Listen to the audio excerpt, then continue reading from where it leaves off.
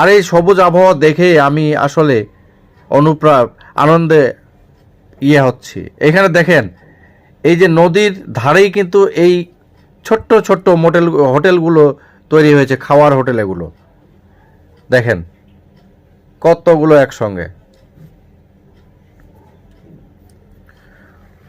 তবে দুঃখিত, উপরে কপিরাইট মিউজিক বাজার কারণে ব্যাকগ্রাউন্ডের যে মিউজিকটা ছিল সেটি আমি রিমুভ করে দিয়েছি, মুট করে দিয়েছি আর কি।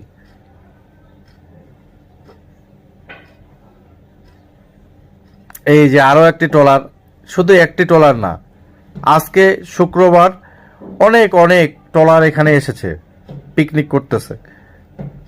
ছোট ট্রলার, বড় ট্রলার, যার লোক যেরকম সে কিন্তু সেই রকমই ছোট ছোট সেরকমই নৌকা নিয়েছে আর কি। এই যে দেখেন ট্রলারটা কত বড়, এটি আমাদের ট্রলার থেকে অনেক বড়। তবে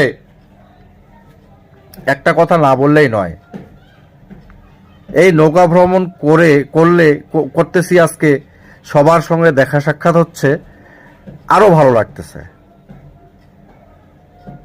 দেখেন পানিগুলো দেখেন, আসলে শহরাঞ্চলের লোকজন আমরা খুবই কম নদী দেখি, গ্রাম অঞ্চলে আসলে ছোট নদী বড় নদী আছে, সেগুলো দেখা যায়।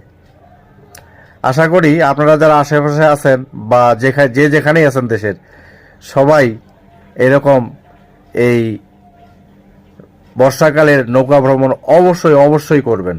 তাহলে দেখবেন মনটা অনেক আনন্দিত হবে, মনটা প্রশান্তিতে ভরে যাবে। দেখেন কি সুন্দর সবুজ।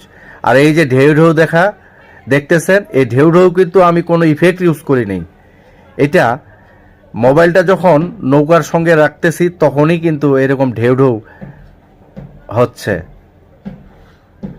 দেখেন নদীর এপার এবং ওপাশ দুপাশ থেকেই এরকম সবুজে ভরা। আর এই সবুজ প্রকৃতি দেখতে কার না ভালো লাগে একবার বলেন। অবশ্যই এই সবুজ প্রকৃতি দেখতে কেউ বিরক্ত হবে না, আমি এটাই আশা করি। এখন চলেন, এই যে দেখেন ঢেউটা, এই ঢেউটা কিন্তু আমি যখন মোবাইলটা নৌকার সঙ্গে রাখতেছি, ট্রলারের সঙ্গে রাখতেছি, তখনই কিন্তু এই ঢেউটা অনুভূত হচ্ছে। আর এই যে একসঙ্গে সবাই কর্মরত, এরা আমরা বিভিন্ন জায়গায় কর্মরত, কিন্তু ওনারা সাদমা গ্রুপে